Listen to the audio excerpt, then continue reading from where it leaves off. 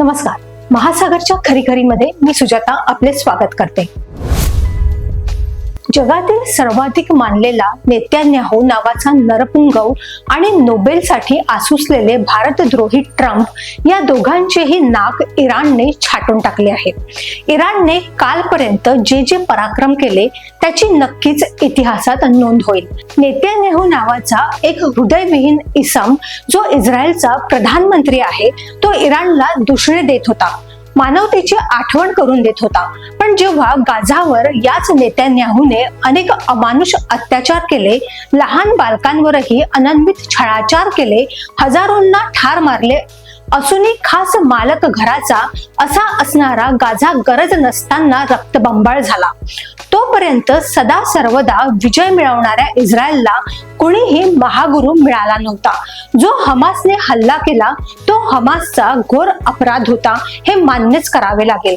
त्यानंतर इस्रायलने निरपराधांचा जो जीवघेणा संहार केला त्याला काय म्हणायचे, त्याचाच बदला इराणने घेऊन टाकलेला आहे. अमेरिकेच्या भिकेवर इस्रायल सारख्या कुत्र्याला बैल झाल्याचा भास झाला होता.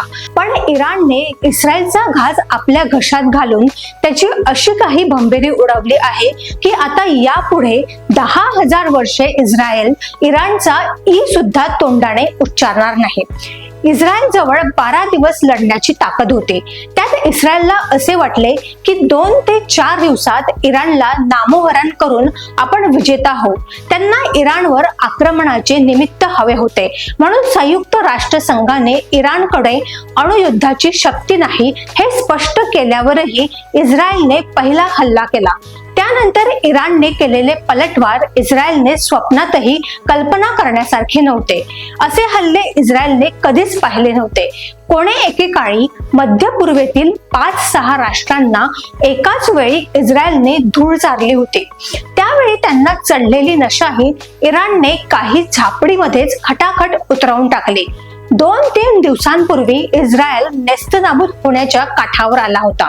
नंतर त्याने चक्क एक दुसऱ्या नकट्याला म्हणजेच अमेरिकेच्या ट्रम्पला आपल्या नकट्या नाकाने इराणची नाक कापण्याची विनंती केली.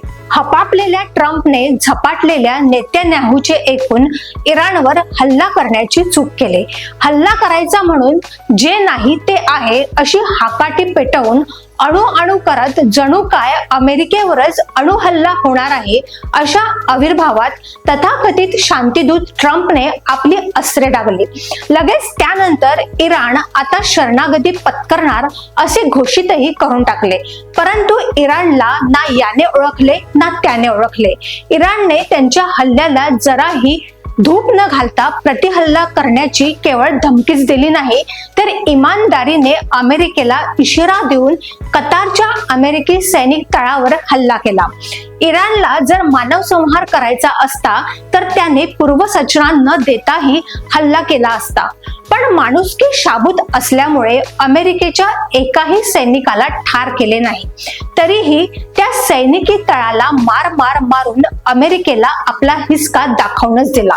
इराण प्रेमाने ऐकत नाही, धमकीला तो मानत नाही, शरण येण्याचे नाव काढत नाही आणि आपल्या राक्षस पुत्र म्हणजे नेत्यान्याहू व त्याच्या राष्ट्राला आपल्या संहार करण्याच्या अस्त्राने संपवू शकतो हे ट्रम्पच्या डोक्यात फिट बसल्यामुळे इकडून तिकडून मस्का मारून आगाऊपणासाठी प्रसिद्ध असलेल्या ट्रम्पने आपल्या कापलेल्या नाकाला साक्षी ठेवून सीज फायर म्हणजे शस्त्रसंधीची घोषणा करून टाकले.